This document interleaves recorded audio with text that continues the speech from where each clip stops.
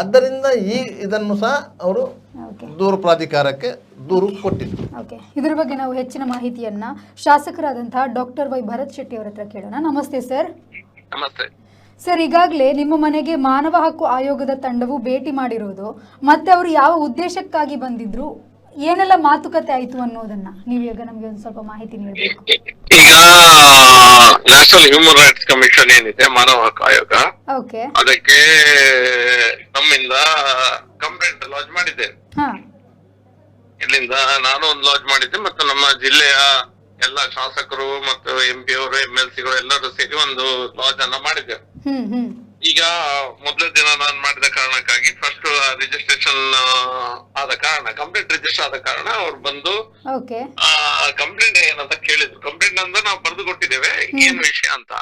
Complaint ಸಾರಾಂಶ ಏನಂತ ಹೇಳಿದ್ರೆ, ಈಗ ನಾಕ್ಟರ್ನಲ್ ವಿಸಿಟ್ಸ್ ಅಂದ್ರೆ ರಾತ್ರಿ ಪೊಲೀಸರು ಮನೆಗೆ ಬರೋದು, ರಾತ್ರಿ ಪೊಲೀಸರು ಮನೆಗೆ ಬಂದು ವಿದೌಟ್ ವಾರೆಂಟ್, ವಿದೌಟ್ ನೋಟಿಸ್, ಏನೂ ಕೇಸ್ ಇಲ್ಲದವರು, ಏನು ಕೇಸ್ ಇಲ್ಲ. ಕೆಲವರೆಲ್ಲ ಹಿರಿಯರಿದ್ದಾರೆ, 80 ವರ್ಷದ ಹಿರಿಯರಿದ್ದಾರೆ.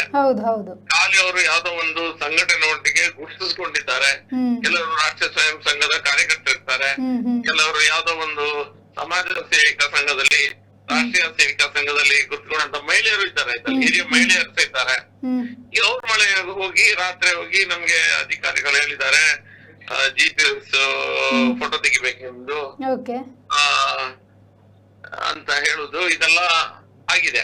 ಹಾಗೆ ಏನಾಗಿದೆ ಅಂದ್ರೆ, ಒಂದು ಸರಿ ಅಲ್ಲ, ಇದು ಕಂಟಿನ್ಯೂಸ್ ಆಗಿ ಅವ್ರ ಮನೆಗೆ ಹೋದ ಕಾರಣ ಎಲ್ಲ ಕಡೆ ಅದೊಂದು ದೊಡ್ಡದಾದ ಆಕ್ರೋಶ ಜನರಲ್ಲಿತ್ತು. ಈಗ ನಮ್ಮನೆಗೆ ಯಾಕೆ ಬರೋದವ್ರು, ನಮ್ಮಲ್ಲಿ ಪೊಲೀಸ್ ಕಂಪ್ಲೇಂಟ್ ಇಲ್ಲ, ಯಾವ್ದೇ ಎಂತದ್ದು ಕ್ರಿಮಿನಲ್ ಆಕ್ಟಿವಿಟಿ ರೆಕಾರ್ಡ್ ಇಲ್ಲ, ಹಿಸ್ಟ್ರಿ ಇಲ್ಲ, ಏನೂ ಇಲ್ಲ, ಸುಮ್ನೆ ನಾವು ನಮಾಜಿಗೆ ಜೀವನ ಮಾಡ್ತಿದ್ದವ್ರ ಮನೆಗೆ ಇವ್ರು ಯಾಕೆ ಬರ್ತಾ ಇದ್ದಾರೆ ಅನ್ನುವಂತ ಕೂಗು ಸಾರ್ವಜನಿಕ ವಲಯದಲ್ಲಿ ಇತ್ತು. ಆ ಕಾರಣಕ್ಕಾಗಿ ಹ್ಯೂಮನ್ ರೈಟ್ಸ್ ಕಮಿಷನ್ ಅವರು ಆ ವಿಷಯದ ಬಗ್ಗೆ ಈಗ ಮಾಹಿತಿಯನ್ನ ತೆಗೆದುಕೊಳ್ಳಿಕ್ಕೆ ಬಹುಶಃ ಒಂದು DSP ರ್ಯಾಂಕಿಂಗ್ ಮತ್ತು ಸಬ್ ಇನ್ಸ್ಪೆಕ್ಟರ್ ರ್ಯಾಂಕಿಂಗ್ ಬಹುಶಃ ಅಲ್ಲಿಂದ ಇನ್ವೆಸ್ಟಿಗೇಟಿವ್ ಆಫೀಸರ್ಸ್ ಬಂದಿದ್ದಾರೆ. ಮೆಂಬರ್ಸ್ ಅಲ್ಲ, ಇನ್ವೆಸ್ಟಿಗೇಟಿವ್ ಆಫೀಸರ್ಸ್ ಯಾರಿದ್ದಾರೆ ಅವ್ರು ಬಂದಿದ್ದಾರೆ. ಹಾಗಾಗಿ ಅವರು ಮಾಹಿತಿಯನ್ನ ತೆಗೆದುಕೊಂಡು ಮತ್ತೆ ನೆಕ್ಸ್ಟ್ ಆಕ್ಷನ್ ಏನ್ ಮಾಡ್ಲಿಕ್ಕೆ ಅಂದ್ರೆ, ಮತ್ತೊಂದು DGಗೆ ಬಹುಶಃ ಅವರು ಲೆಟರ್ ಬರ್ದಿರ್ಬೇಕು. ಒಂದು ಲೆಟರ್ ಕಾಪಿ ನನಗ್ ಬಂದಿದೆ, ಯಾಕೆ ಹೋಗಿದ್ದಾರೆ ಅನ್ನುವಂತ ಕಾರಣವನ್ನ ಕೇಳಿದ ಪೊಲೀಸ್ ಇಲಾಖೆಗೆ ಒಂದು ಲೆಟರ್ ಹೋಗಿದೆ ಹ್ಯೂಮನ್ ರಿಸೋರ್ಸ್ ಇವರಿಂದ, NHRC ಇಂದ. ಕಾರಣ ಕೇಳ್ಕೊಂಡು ಯಾಕೆಲ್ಲ ಇದೆಲ್ಲ ಆಗಿದೆ, ಏನಾಗಿದೆ ವಿಷಯ ಅನ್ನೋದು ಕೇಳ್ಕೊಂಡು ಅವರಿಗೂ ಹೋಗಿದೆ ಲೆಟರ್, ಪೊಲೀಸ್ ಇಲಾಖೆಗೆ, ಕರ್ನಾಟಕ ಪೊಲೀಸ್ ಹೋಮ್ ಮಿನಿಸ್ಟ್ರಿಗೆ. ಮತ್ತು ಇಲ್ಲಿ ಇನ್ವೆಸ್ಟಿಗೇಷನ್ ಇವತ್ತು ಬಂದಿದ್ದಾರೆ, ನಿನ್ನೆ ಅವ್ರು ಬಂದಿದ್ರು, ನನ್ನ ಹತ್ರ ನಮ್ಮ ಸ್ಟೇಟ್ಮೆಂಟ್ ಅನ್ನು ತೆಗೆದುಕೊಂಡಿದ್ದಾರೆ. ಮತ್ತೆ ಇಲ್ಲಿ ಯಾರೀಗ ಮುಖ್ಯವಾಗಿ ಅದರಿಂದ ಯಾರು ಈ ಘಟನೆಗಳಿಂದ ಸಮಸ್ಯೆ ಆಗಿದೆ ಅವರನ್ನ ಮಾತಾಡ್ಸ್ಲಿಕ್ಕೆ ಅವರೀಗ ಗ್ರಾಮಾಂತರ, ಸುಳ್ಯ, ಪುತ್ತೂರು ಸೈಡ್ ಅಲ್ಲಿ ಇವತ್ತು ಬಹುಶಃ ಆ ಸೈಡ್ ಅಲ್ಲಿ ಇದ್ದಾರೆ ಅವರು ಅಧಿಕಾರಿಗಳು. ಸರ್, ಈಗ ನಾಗರಿಕ ಹಕ್ಕುಗಳನ್ನು ಉಲ್ಲಂಘಿಸಿದ್ದು ಸಾಬೀತಾದ್ರೆ ಯಾವ ರೀತಿ ಕ್ರಮವನ್ನ ಕೈಗೊಳ್ತಾರೆ, ಮತ್ತೆ ಇದಕ್ಕೆ ಕ್ರಮ ಕೈಗೊಳ್ಳುವವರು ಯಾರು ಅಂತ? ಈಗ ಇದು ಮಾನವ ಹಕ್ಕುಗಳ ಉಲ್ಲಂಘನೆ ಆದ್ರೆ ಒಬ್ರು ಜುಡಿಷಿಯಲ್ ಲೆವೆಲ್ ಆಫೀಸರ್ಸ್ ಇರ್ತಾರೆ, ದೊಡ್ಡ ರೀತಿಯ, ಮತ್ತು ಅದಕ್ಕೆ ದೊಡ್ಡ ರೀತಿಯ ಹಕ್ಕಿದೆ. ಮಾನವ ಹಕ್ಕಿಗೆ ದೊಡ್ಡ ರೀತಿಯ ಒಂದು ಪವರ್ ಇದೆ. ಅದು depending on the intensity of the ಇದು ವಾಟ್ ಎವರ್ ಕ್ರೈಮ್, ಅದು ಏನೋ ಮಿಸ್ಟೇಕ್ಸ್ ಆಗಿದೆ, ಅದ್ರ ಇಂಟೆನ್ಸಿಟಿ ಮೇಲೆ ಡಿಪೆಂಡ್ ಆಗಿರ್ತದೆ. ಫಾರ್ ಎಕ್ಸಾಂಪಲ್, ಕೆಲವು ಕಡೆ ಟಾರ್ಚರ್ ಆಗ್ತದೆ, ಕೆಲವು ಕಡೆ ಫಿಸಿಕಲ್ ಹಾರ್ಮ್ ಆಗ್ತದೆ, ಕೆಲವು ಕಡೆ ಮೆಂಟಲ್ ಟಾರ್ಚರ್. ಅದು ಡಿಪೆಂಡಿಂಗ್ ಆನ್ ದ ಇಂಟೆನ್ಸಿಟಿ ಅದರ ಪನಿಷ್ಮೆಂಟ್ ಲೆಕ್ಕದಲ್ಲಿ ಇರ್ತದೆ. ಮೊದಲು ಅವರು ಪ್ರೂವ್ ಆಗ್ಬೇಕು ಅದು ಪನಿಷ್ಮೆಂಟ್ ಆಗಿದೆ, ಇದೊಂದು ಸಮಸ್ಯೆ ಆಗಿದೆ, ಅದಕ್ಕವರು ಇನ್ವೆಸ್ಟಿಗೇಷನ್ ಮಾಡ್ತಾ ಇರ್ತಾರೆ. ಸರ್, ಇದು ಕಡಬದಲ್ಲಿ ಆರಂಭದಲ್ಲಿ ಈ ಘಟನೆ ನಡೆಯಿತು, ಅದಕ್ಕೆ ನೀವು ಪ್ರತಿಭಟನೆಗಳನ್ನೆಲ್ಲ ಮಾಡಿದ್ದೀರಿ. ಅಲ್ಲಿನ ಸ್ಥಳೀಯರು ಪೊಲೀಸ್ ಠಾಣೆಗೆ ಹೋಗಿ ಪ್ರತಿಭಟನೆಯನ್ನು ದಾಖಲಿಸಿದ್ದಾರೆ. ಅವರ ಮೇಲೂ ಅಲ್ಲಿ ಒಂದು ಪ್ರಕರಣ ದಾಖಲಿಸಿಕೊಳ್ಳಲಾಗಿತ್ತು. ಅದರ ನಂತರ ನೀವೆಲ್ಲ ಸೇರಿ, ಜನಪ್ರತಿನಿಧಿಗಳು ಸೇರಿ IG ಮಟ್ಟಕ್ಕೆ ದಲ್ಲಿ ಹೋಗಿ ಮಾತುಕತೆಯನ್ನು ನಡೆಸಿದಿರಿ. ಕಮಿಷನರ್ ಹತ್ರ ಹೋಗಿ ಮಾತುಕತೆ ಮಾಡಿದ್ದೀರಿ, ಪಶ್ಚಿಮ ವಲಯದ IGP ಅವ್ರ ಹತ್ರ ಮಾತುಕತೆ ನಡೆಸಿದಿರಿ, SP ಅವ್ರ ಹತ್ರ ಮಾತುಕತೆ ನಡೆಸಿದಿರಿ. ತದನಂತರ ಇಂತಹ ಘಟನೆಗಳು ಆಗಿದೆಯಾ? ಆಗಿದೆ. ಅದು ನಾವು ಬಹುಶಃ ಶುಕ್ರವಾರ ತನಕ ಆಗಿದೆ, ಮೊನ್ನೆ ತನಕ. ಹೌದು, ಮೊನ್ನೆ ಶುಕ್ರವಾರ ತನಕ ಆಗಿದೆ ನನ್ನ ಪ್ರಕಾರ. ಅವ್ರ ಇಂಟೆನ್ಷನ್ ಏನಾದ್ರು ಒಂದು ಅವ್ರು ರೀಸನ್ ಕೊಡ್ಬೋದು, ಇದಕ್ಕೋಸ್ಕರ ಇಂಟೆನ್ಷನ್ ಮಾಡಿದಾರೆ ಅಂತ ಹೇಳಿದ್ರೆ. ಆದ್ರೆ ಯಾರ ಮನೆಗೆ ಹೋಗಿದ್ದಾರೆ ಅದು ನಮ್ಗೆ ಪ್ರಾಬ್ಲಮ್. ನೀವು ಯಾರೋ ಒಂದು ದೊಡ್ಡ ತುಂಬಾ ಕೇಸಲ್ಲಿ ಇದ್ದವರು, ರೋಡ್ ಇದ್ದವರು, ಅದನ್ನ ನೋಡ್ಲಿಕ್ಕೆ ಹೋಗಿದ್ದೇವೆ, ಅವ್ರ ಕೇಸ್ ಇದೆ ಅವ್ರ ಮೇಲೆ ಮಾತಾಡ್ಲಿಕ್ಕೆ ಹೋಗಿದ್ದೇವೆ, ಇದ್ದಾರೋ ಇಲ್ಲೋ ನೋಡಿದ್ದು ಬೇರೆ ವಿಷಯ. ಇದು ಟೋಟಲಿ ಅನ್ರಿಲೇಟೆಡ್, ಅನ್ಕನೆಕ್ಟೆಡ್ ಇವರೆಲ್ಲ ಸಹ. ಹಾಗಾಗಿ ಪೊಲೀಸರಿಗೆ ಯಾರು ಈ ಲಿಸ್ಟ್ ಅನ್ನ ಕೊಟ್ಟಿದ್ದಾರೆ ಅದೇ ತಪ್ಪು ಇದೆ. ಈಗ ಈ ಲಿಸ್ಟ್ ಒಂದು ಮಾಡ್ತಾರಲ್ಲ, ಈಗ ಅಟ್ಲೀಸ್ಟ್ ನಮ್ಮ ಮಾಹಿತಿಯಲ್ಲಿ, ನಮ್ಮೆಲ್ಲ ಶಾಸಕರ ಮಾಹಿತಿಯಲ್ಲಿ ಒಂದು 40 ಜನ ನಮ್ಮ ಮಾಹಿತಿಯಲ್ಲೇ ಇದ್ದಾರೆ, ಅರೌಂಡ್ 40 ಇಷ್ಟು ಜನರ ಮನೆಗೆ ಹೋಗಿದ್ದಾರೆ ಕಂಟಿನ್ಯೂಸ್ ಆಗಿ. ಆ ಲಿಸ್ಟ್ ಅನ್ನ ಯಾರಾದ್ರೂ ಮಾಡಿ ಇರ್ಬೇಕಲ್ಲ. ಹೌದು, ನೀವು ಲಿಸ್ಟ್ ಅನ್ನ ಹೇಗೆ ಪ್ರಿಪೇರ್ ಮಾಡಿದ್ರಿ? ಯಾವ ಆಧಾರದ ಮೇಲೆ ಈ ಲಿಸ್ಟ್ ಅನ್ನ ಮಾಡಿದ್ರಿ? ನೀ ಯಾಕೆ ಮಾಡಿದ್ರಿ? ಸಮಾಜ ಸೇವೆ ಆ ಲಿಸ್ಟ್ ಅನ್ನ ಮಾಡಿ ಅವರು ಮನೆಗೆ ಹೋಗುದೇ ಎಷ್ಟು ಸರಿ? ಇದು ನಮ್ಮ ಪ್ರಶ್ನೆ. ಈಗ ಪೊಲೀಸ್ ಠಾಣೆಗಳಲ್ಲಿ ಇರುವಂತಹ ದಾಖಲೆಗಳ ಆಧಾರದಲ್ಲಿ ಅವರು ಲಿಸ್ಟ್ ಮಾಡಿರ್ಬೋದಾ, ಅಲ್ಲ ಬೇರೆಯವರು ಹೇಳಿಕೊಟ್ಟು ಅವರು ಲಿಸ್ಟ್ ಮಾಡಿರ್ಬೋದಾ? ಇದು ಪೊಲೀಸ್ ಠಾಣೆಯಲ್ಲಿ ಈ ಆಧಾರ ಇರ್ಲಿಕ್ಕೆ ಸಾಧ್ಯ ಇಲ್ಲ, ಯಾಕಂದ್ರೆ ಯಾರ ಮೇಲೆ ಕೇಸ್ ಇಲ್ಲ. ಈಗ ನೀವು ಯಾವ್ದು ನೋಡಿ, ಮತ್ತೊಂದು ನಾನು ಕೇಳಿದೆ, ಹಿಂದೂ ಸಂಘಟನೆ ಹಿಂದೂ ಕಮ್ಯುನಲ್ ಆರ್ಗನೈಸೇಷನ್ ಒಟ್ಟಿಗೆ ಯಾರು ತೊಡಗಿಸಿಕೊಂಡಿರ್ತಾರೆ ಅಂತ. ಡಿಫೈನಿಂಗ್ ಒಂದು ಆರ್ಗನೈಸೇಷನ್ ಅನ್ನ ನೀವು ಕಮ್ಯುನಲ್ ಅಂತ ಡಿಫೈನ್ ಮಾಡ್ಬೇಕಾದದ್ದೇ ಒಂದು ದೊಡ್ಡ ಕೆಲಸ ಇದೆ. ಹೌದು, ಹೌ ವಿಲ್ ಯು ಡಿಫೈನ್ ಯಾರೋ ಒಂದು ಕಮ್ಯುನಲ್ ಆರ್ಗನೈಸೇಷನ್ ಅಥವಾ ಯಾವ್ದು NGO ನ, ನಾನ್ ಪ್ರಾಫಿಟ್ ಆರ್ಗನೈಸೇಷನ್ ಅಥವಾ ಏನೋ ಒಂದು ಒಳ್ಳೆ ಸಂಘ ಸಂಸ್ಥೆ ಮಾಡ್ಕೊಂಡು ಕೆಲಸ ಮಾಡುತ್ತಿರುವಂತವರ? Defining that self is difficult ಅಲ್ಲ? ಹೌದು. ಫಸ್ಟ್ ನೀವು ಡಿಫೈನ್ ಆದ್ರೂ ಸಹ ನೀವು ಅಲ್ಲಿಗೆ ಹೋಗ್ಲಿಕ್ಕೆ ರೀಸನ್ ಬೇಕು. ಎಲ್ಲ ಇದೆ ಅದರಲ್ಲಿ ವಿಷಯ. ರಾಷ್ಟ್ರೀಯ ಸೇವಿಕಾ ಸಂಘದ ಮಹಿಳೆಯರ ಮನೆಗೆ ಸಹ ನೀವು ಹೋಗ್ತೀರಾ ಅಂತ ಹೇಳಿದ್ರೆ, ಮಹಿಳೆಯರು ಆಯ್ತಾ, ಮನೆಗೆ ಹೋಗಿ ಅವರು ನೀವು ಹೊರಗೆ ಬನ್ನಿ ಮಾಡೋದೇವ ಅದೆಲ್ಲ ಹೇಳ್ತಾರೆ. ಅಷ್ಟೇ ಅಂತ ಏನರ್ಥ? ಯಾರನ್ನ ಟಾರ್ಗೆಟ್ ಮಾಡ್ತಿದ್ದೀರಿ? ನಮ್ಗೆ ನೀವು ಲಾ ಅಂಡ್ ಆರ್ಡರ್ ಮೇಂಟೈನ್ ಮಾಡ್ಲಿಕ್ಕೆ ಪೊಲೀಸ್ ಅಧಿಕಾರಿಗಳು ಏನ್ ಮಾಡಿದ್ರು ಸಹ ನಾವು ಸಂಪೂರ್ಣ ಬೆಂಬಲವನ್ನ ಕೊಡ್ತೇವೆ, ನಮ್ದು ಯಾವುದೇ ಸಮಸ್ಯೆ ಇಲ್ಲ. ಆದ್ರೆ ಎಲ್ಲಾ ನಿರಪರಾಧಿಗಳು ಯಾರು ಈ ವಿಷಯದಲ್ಲೇ ಇಲ್ಲ, ಅವ್ರವ್ರ ಮನೆಗೆ ನೀವು ನಡುರಾತ್ರಿಗೆ ಹೋಗಿ ನೀವು ಪೊಲೀಸ್ ಪವರ್ ಅನ್ನ ತೋರ್ಸ್ಲಿಕ್ಕೆ ಹೋಗ್ತಾ ಅಂತ ಹೇಳಿದ್ರೆ ಸುಮ್ನೆ ಕುತ್ಕೊಳ್ಲಿಕ್ಕೆ ಆಗುದಿಲ್ಲ ಅಲ್ಲ? ಹೌದು, ಇಟ್ಸ್ ಎ ಸಿವಿಲೈಸ್ ಸೊಸೈಟಿ. ನಾವೇನು ಸಹ ಬ್ರಿಟಿಷ್ ಕಾಲದಲ್ಲಿ ಇಲ್ಲ, ಪ್ರಜಾಪ್ರಭುತ್ವ ವ್ಯವಸ್ಥೆಯಲ್ಲಿ ಇರುವಂತದ್ದು. ಅದು ಅಬ್ಸಲ್ಯೂಟ್ಲಿ ಡೆಮೋಕ್ರಸಿಯಲ್ಲಿ ಇದ್ದೇವೆ, ಅದಕ್ಕೊಂದು ವ್ಯವಸ್ಥೆ ಇದೆ. Okay, law and order maintain ಮಾಡೋದು ಪೊಲೀಸರಿಗೆ ಸುಲಭದ ಕೆಲಸ ಅಲ್ಲ. ನಾನು ಅಂಡರ್ಸ್ಟ್ಯಾಂಡ್ ದಮ್. ಪೊಲೀಸ್ ಆಫೀಸರ್ಸ್ ಎಲ್ಲ ಒಳ್ಳೆ ಪೊಲೀಸ್ ಆಫೀಸರ್ಸ್ ಇದ್ದಾರೆ, ಅವ್ರಿಗೆ ಫ್ರೀ ಹ್ಯಾಂಡ್ ಕೊಟ್ರೆ ಮಾಡ್ತಾರೆ.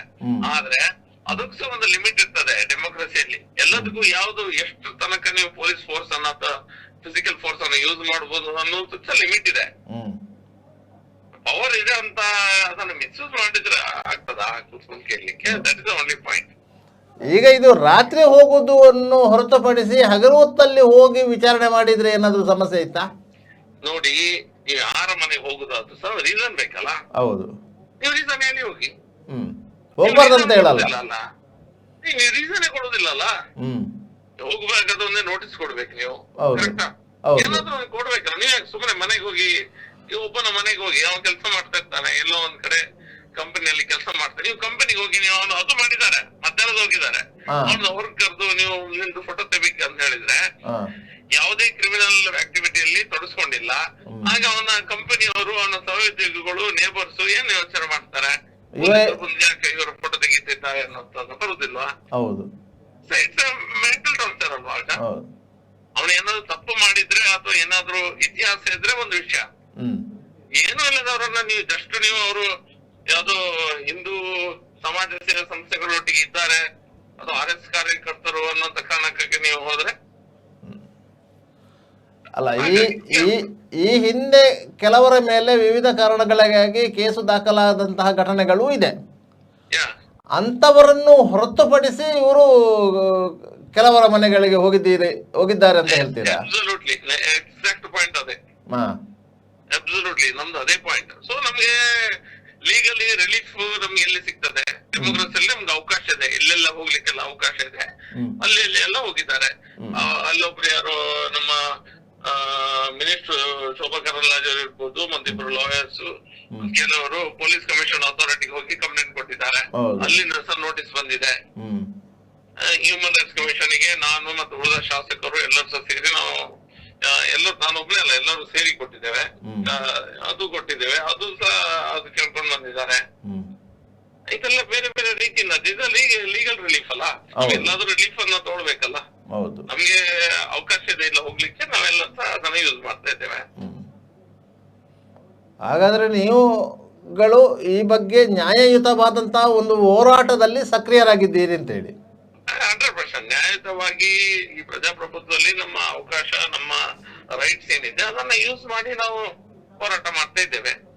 ನಮ್ಮ ಧ್ವನಿಯನ್ನ ನೀವು ಖಾಲಿ ಹಿಂದೂ ಅನ್ನುವಂತ ಕಾರಣಕ್ಕಾಗಿ ನೀವು ಏನೋ ಮೇಲೆಗಳಿಗೆ ಮಾಡ್ತೀರಾ ಅಂತ ಹೇಳಿದ್ರೆ ತಡ್ಕೊಳ್ಲಿಕ್ಕೆ ಸಾಧ್ಯ ಇಲ್ಲ.